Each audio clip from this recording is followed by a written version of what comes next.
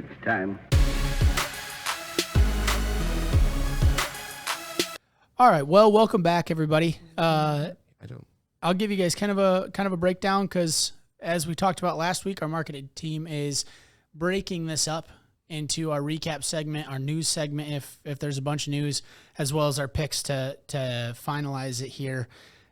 So first off, we will recap the Wells Fargo that got moved from Quail Hollow to the TPC Potomac in Potomac, Maryland, which we didn't really have any course history for whatsoever. Hence why Cole keeps saying bye weeks. It was wet. Yeah.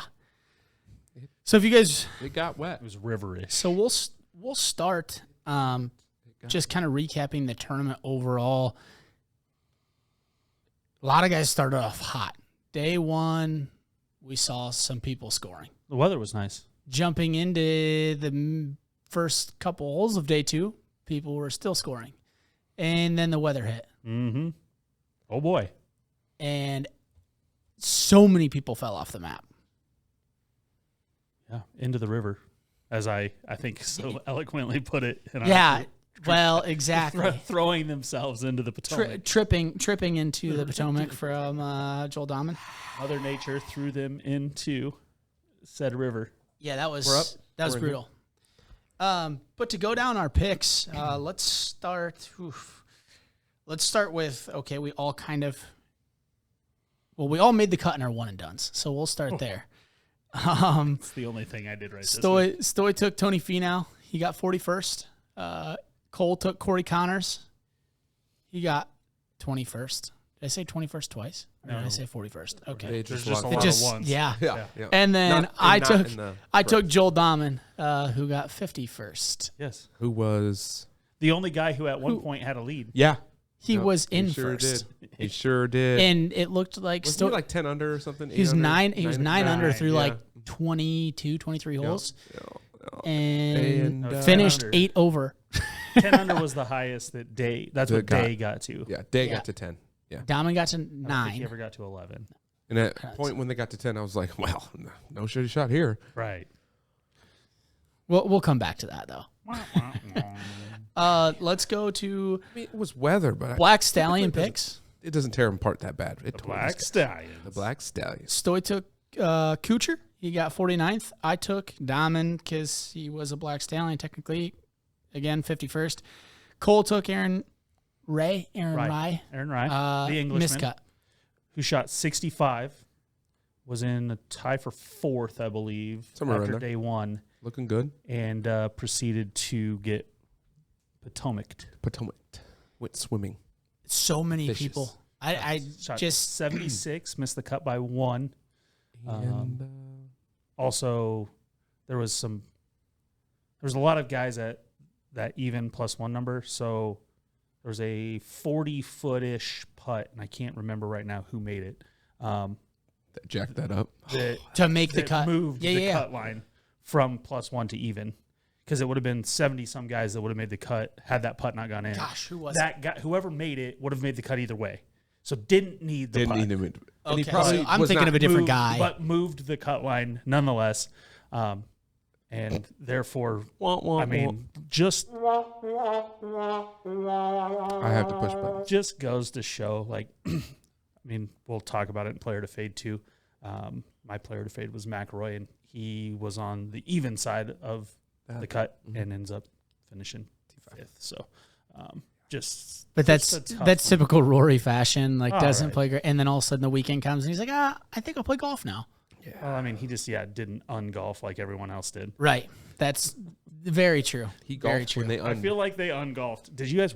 I mean, did you watch them? The shots they were trying to hit. Yeah, it looked like us.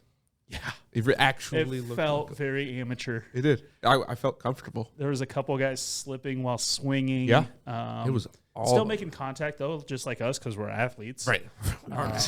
But balls going 220. Guys trying to hit like fades into the wind and like keep it low, and the ball just blew gone. Yeah. So it was. I found it fairly entertaining. It was definitely entertaining. So after Dahman was 9 under.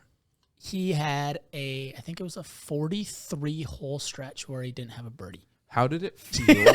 How did it feel having Dahman when he was 9 under? Like, what were you thinking at that time? I was thinking, so especially because I need to gain some ground in our one and done. And I was like, okay, this is a good pick. Not a lot of people. Nobody's gonna have him. Right. It's like, I like this pick. This course fits him. Clearly, it does when the weather's nice. Clearly, it doesn't when the weather's bad. Mm-hmm. But then all of a sudden, it was just, and he's wearing a stocking cap with his PXG hat over it. And as soon as he got his birdie after 40, he looks at his caddy. He's like, I need a hug. And just hugs his caddy. He's like, it's just been rough. It just didn't look like they were prepared for that mentally. Almost any of those players. I think you can prepare for it for a stretch of holes, but I don't think that you can prepare for it for days. even the best guys in the world. And like none of them, so like I've played on enough golf trips where we're going to play golf no matter what, that I have like the rain suit, the rain gloves. None of these guys wear rain gloves, which is odd to me. Obviously, they have a guy holding an umbrella and they're wiping the clubs off, so like it's probably more comfortable. But like I'll even wear like my rain gloves sometimes if I'm like sweating just to keep my hands dry. Yeah. So like those like they really work, and so it surprises me that I don't see more guys. The gear is at their disposal. Why are they not using it? And that technology definitely works. Let's see. I have 2 different pairs. I have a WeatherTech? Do they make gloves? It's not WeatherTech, but and then just a FootJoy pair as well. Yeah, but I need a good pair. I'm a big fan of my the cold gloves. My FootJoy cold gloves are rain gloves. Right. I'm a big fan of those ones. And it's weird because like if you try to play them dry, they're slick. So like you want the wetter. I mean, other than the glove just getting wet itself, like the wetter it gets, the better your grip. Yeah. I played one trip of golf where we played 2 days and I didn't have that, and immediately I had all of the stuff. Like I went home and purchased it, because that's how miserable I was. Where there was other people that had it, and it was just like, oh, like you're just golfing for the most part. Right. Obviously, you've got footing issues and ball not traveling as far issues, but it just surprised me that they struggled as much as they did. But the other problem was it just kept raining. Like it rained just hard enough to be annoying, but not get canceled. Yeah. So like that just doesn't happen very often where you don't get the course wet enough to get washed out or whatever. So, I mean, you could see that they've definitely had washout issues there because they kept showing pictures of old bridges that had definitely been just destroyed. Right. It's like awkward to look at. It's like, why didn't we take that out? Like you've obviously, you're hosting a PGA Tour. Part of a culture? We just have, adds to the nostalgia. So jumping into the top 40, Stoy had Matt Jones, miscut. Who? Stoll. Matt Jones. Cole had Kevin Streelman, missed the cut there. I had Russell Knox with a 35. I'm just not doing plus 125s anymore. That's just your. I just don't. That's your heel. That's your Achilles heel right there. We're going to 135s. Yeah. Fine. And then player to fade. Stoy had a good player to fade this week with Answer. 5th best odds. Finished 56th. I had Tyrrell Hatton. He was the 9th best odds. Finished 37th. So also crushed that one. Pretty good, but then Cole had Rory first. He looked like he was going to crush it, and then all of a sudden Rory sneaks by in the cut and then gets 5th. Yeah, Rory really tried to. He was in last of those guys at. Oh yeah, absolutely. At the break. Answer was top at halftime. I'm pretty sure Answer was up there. Answer was top 10 at least. I was like, oh, great. So was Hatton. They both were actually. Yeah. Well, and I expected Hatton to continue to climb.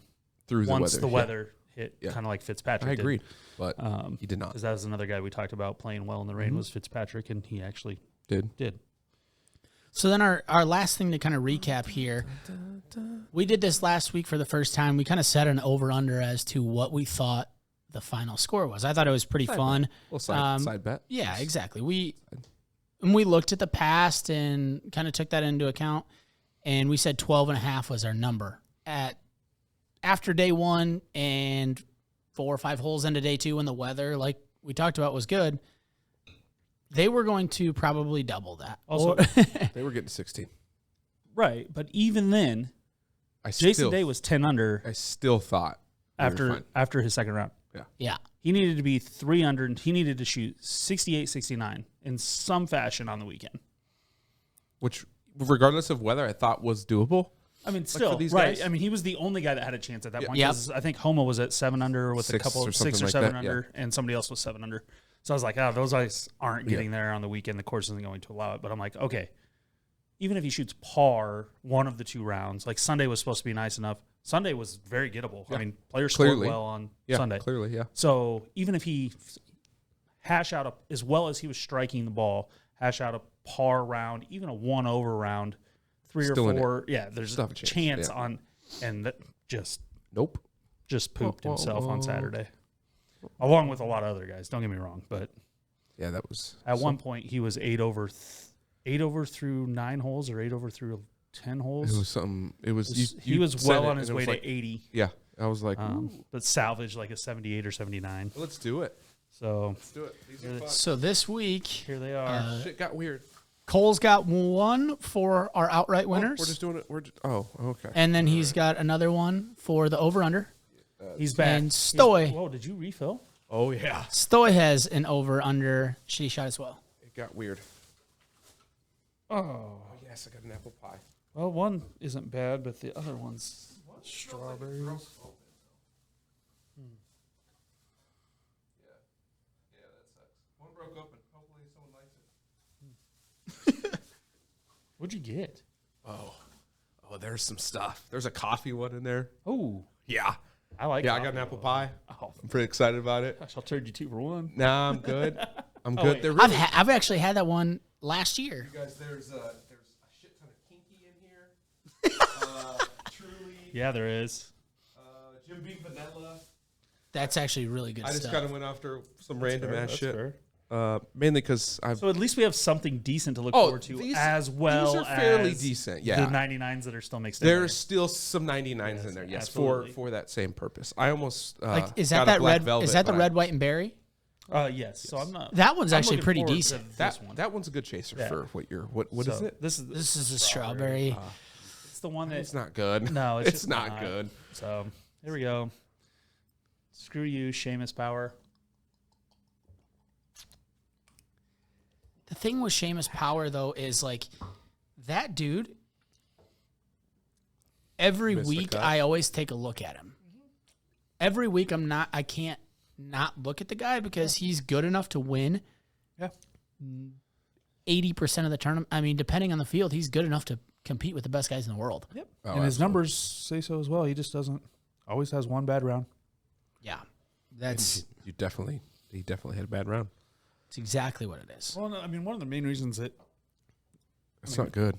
I can tell it in your voice. Connors is just steady, so one and done.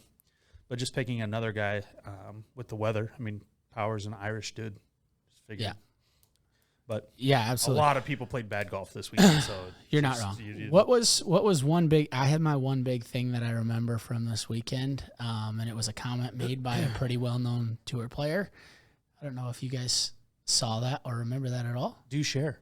Yeah, please. With Sergio Garcia Yeah. saying, "I can't wait to be done with this tour in a couple weeks." Yeah, I mean, That was that hilarious. doesn't. It wasn't surprising. No.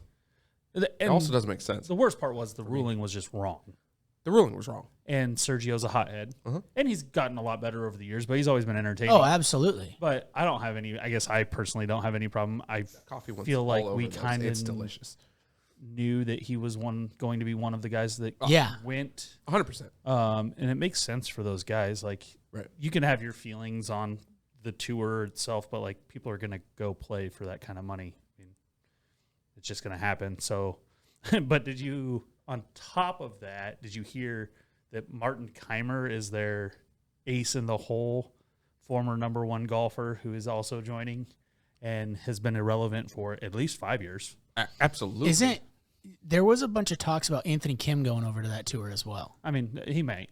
I just thought it was like That that. Keimer is kind your- of come out. Yeah, Keimer is kind So- of funny, but like if Anthony Kim went over there, and I don't know how much golf he's been playing, you know, like Westwood's going over. that would be cool though A lot for of a the guy. heroes are going to go over. But for a guy like that, like Kim, Especially the too, older ones. Nas probably gonna go. Yeah. Although he said no, but I who think knows, maybe, right? yeah. a guy like Kim though that hasn't played because of his whole, Right. payout, everything like that. If he can go get a ton of money on another tour and then still get paid his his PGA Tour money. I loved how Twitter blew up on Sergio on that because two reasons. One, yes, the ruling was wrong. I'll drink to Sergio. Yeah. However, that was like more of like a ref issue. By the way, let's not get started on refs and MLB umps this year. Like that still can't happen on the Saudi tour. Like just because, not that ruling per se, but because a ref screwed up the call, that's still going to happen. Sergio. Right. Then the other one was it showed because he got kicked out of the Saudi Open. He got DQ'd for destroying the bunker in the. I don't know if it was the green or the rough around it or fringe or whatever, but he got kicked out for doing that. Basically because he didn't like the playing conditions. Correct. Yeah. He's going to bitch no matter what. Yeah. That's what's funny about it. Like to say that, yet you're just bitching to bitch. So one thing that I kind of hope or like and I haven't read enough into this tour or anything like this Saudi, what are they even calling it now? Because it changed. So they had two tours combined and now they split. And I can't remember exactly what it's this. going to be called the Saudi. Like that's what the DP World Tour or something along those lines. Yeah, there's a third. Yes, so and then the Saudi one, and then another one. Yeah. Which but it'd be cool to see like more, zero. More whether the caddies are mic'd up or somebody's mic'd up. Like seeing some of that content is crazy, and hearing those conversations is super super cool. Maybe not the golfer to hear. Right, we're gonna hear some choice language regardless. I want that, but. Right, that's us. We heard it in the Masters anyway, multiple times, so we're good. Well, the mics are close enough now that you can't keep it out. But I think some of those conversations of like, you're here or here. If you use this club, you got to get into it. If you use this one, take some off, saw it off, whatever it is. Right. Those are cool conversations that hearing the analytics and somebody break that down is. I want the clubhouse conversations. That's what I want. The post round. Absolutely. I want when like Bubba or Poulter, people are like tweeting. Yeah, I want that. No, I mean we're starting to drink those kind of things. More and more, we're going to continue to get more of that coverage, no matter what the tour is. Yeah, it's just the PGA is always going to be behind because of tradition but just the gentleman's Netflix game stuff that they're allowing this year. Like you're going to see a huge jump, almost from like 0 to 60. In a year from when that Netflix stuff comes out. Yeah. They're already, that's going to open the doors to a lot of things. So I think although they'll be behind, they won't be that far behind simply because the other tours just haven't started. Yeah. So they might be a half a season behind type of thing instead of years. Coverage this year has been much, much better. And they needed to, but it's improved a ton. I don't know any other big news that I want to go back to the rule, not the ruling, but this overall rule, right? The Sergio debacle. Searching for the ball. Yeah. So PGA came out and said, wrong, right? Right. Why can after a round a player get penalized, but a player cannot get incentivized or get a stroke back post round? Why is it only always negative, not positive? Because golf. Honestly, you don't know how he's going to play from there. I guess but they admitted that he should not have that. He should have that stroke. That's one stroke. I saw both ways. Did he find the ball? Yeah, he found it. So it was across the creek. He pointed him wrong.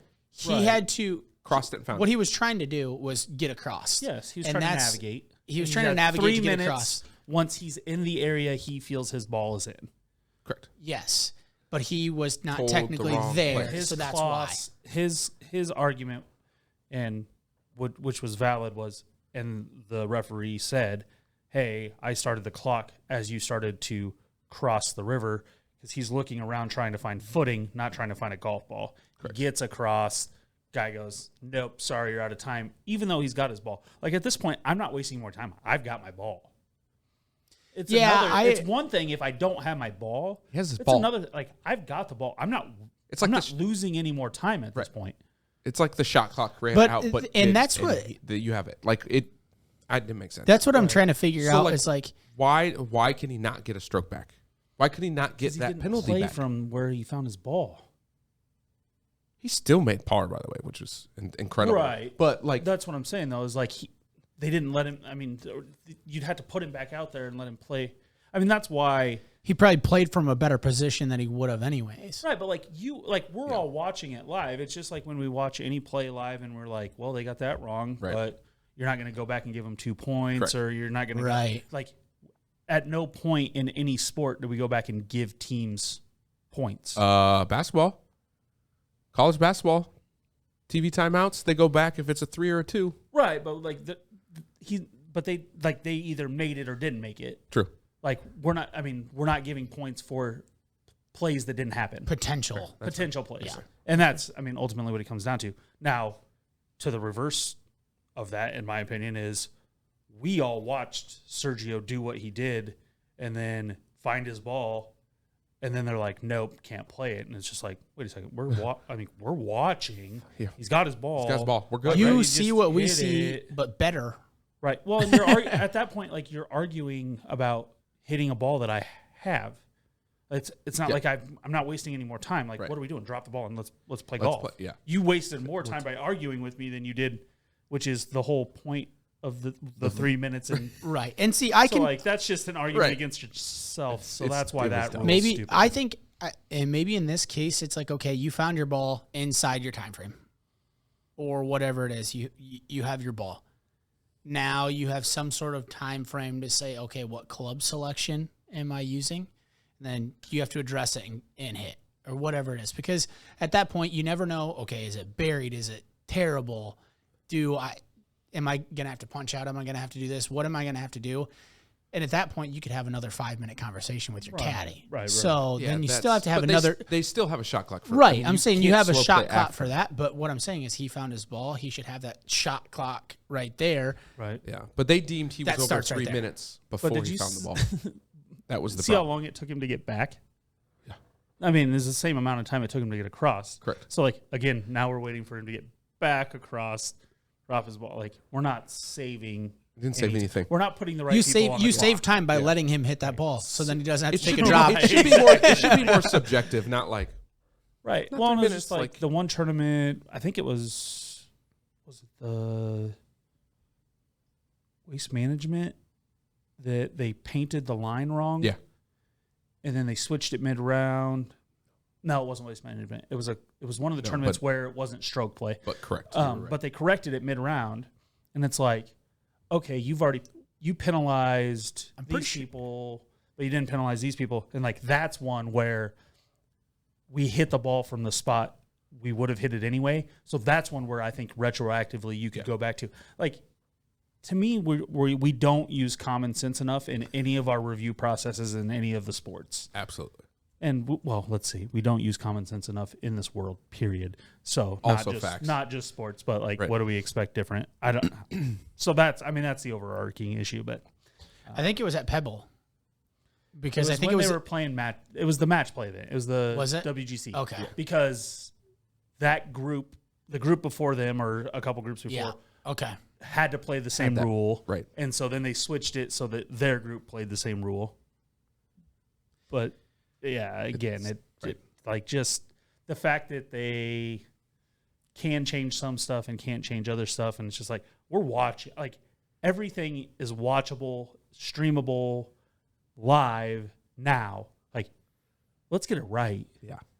Everybody's watching, everybody's judging, everybody's, you know, I mean, you can go back to like NFL draft type of things. Like, we know the picks before they're on the TV. Right. Like, we know everything is 24/7.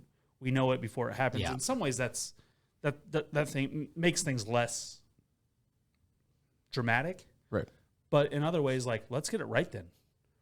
Like, we should be right most of the time now. And it seems like We're getting more wrong. I don't know Or if is we're that getting just because more, but I think we have more- because we have more technology, like the people specifically, like if becomes we're more talking known. baseball, Yeah.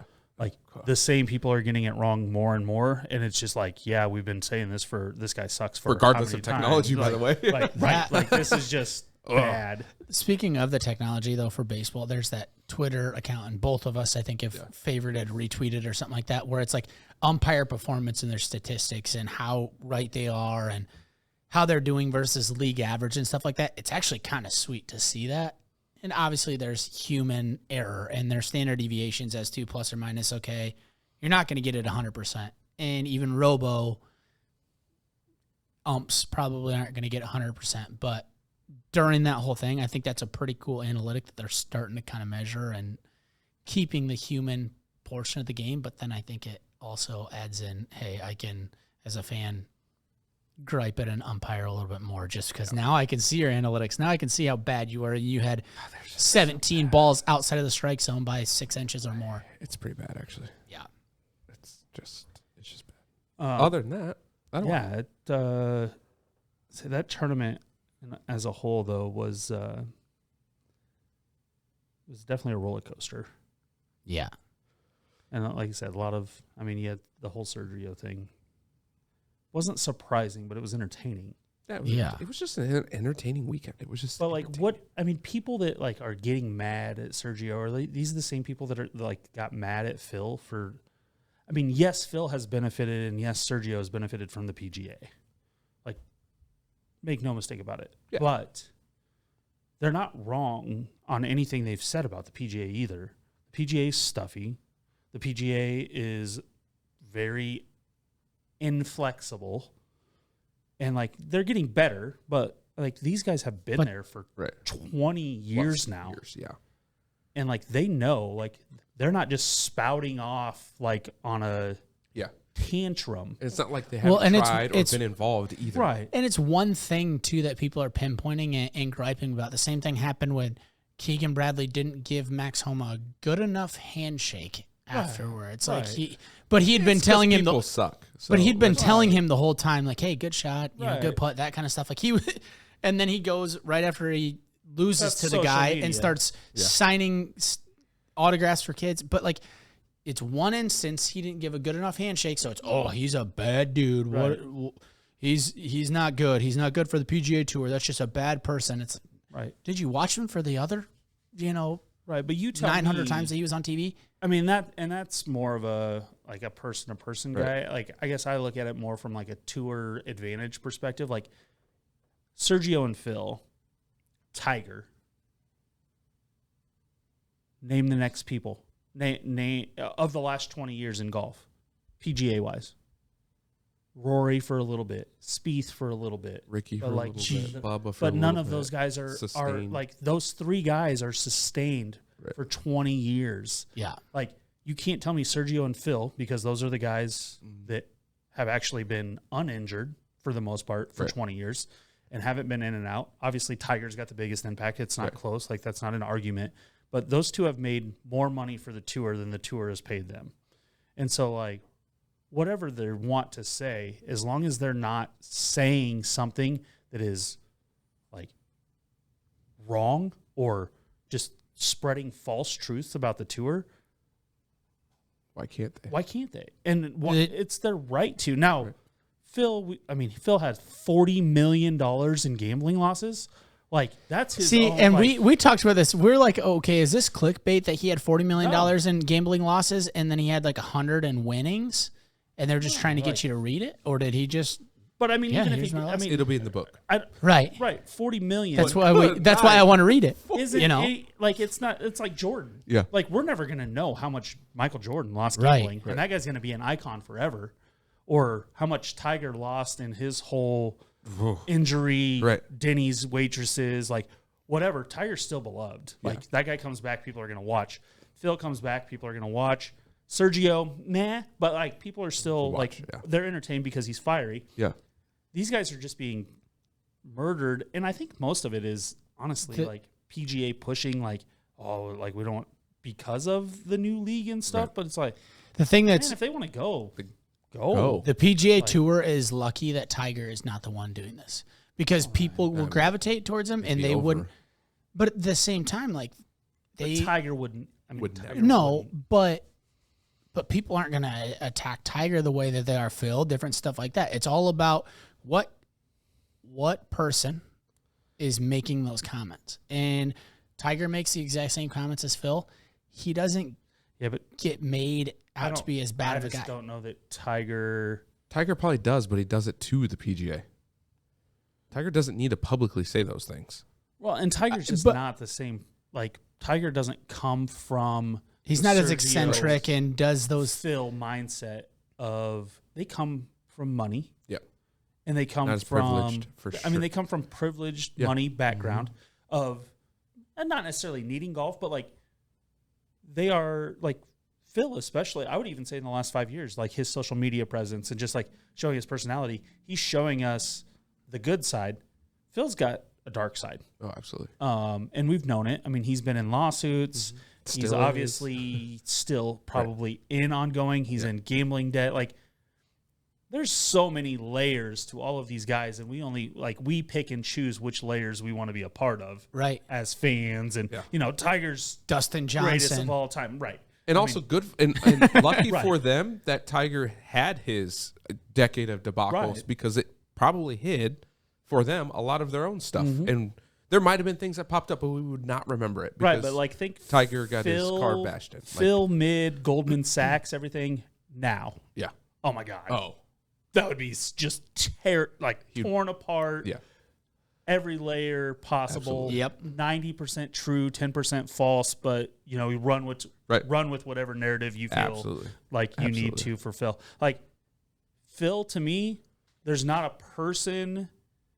I mean, maybe Tiger, but even Tiger doesn't talk through it like Phil does, like what Ryan was talking about as far as the conversation. Spieth is right up there as far as those conversations with the caddy. Yeah. Like when Phil's in the match and he's like, this, like he draws a crowd and like he is very social media friendly for as much of a jackass as he might be. Right. Like he's fun to listen to. Like it is what it is. Sergio probably not so much, but Sergio almost has the opposite effect. He's mostly beloved by the media because he's always treated people for the most part with respect, but then he just has these blow-ups on the course, kind of like Rahm. Yeah. So, it's that Spaniard. It's that Spaniard blood. So it's just odd that, like, he's probably not overall as, like, I don't really care if I listen to Sergio or not, but I do want to see the highlights. It's like, what's Sergio do this week? Was there a helicopter into the trees? Yeah, what happened? Did we destroy something? So it's just interesting, again, society today, what we choose to pick at and what we choose to just completely ignore. So 100%. 100%. All right. I mean, that's a good recap. That's great news. It's time.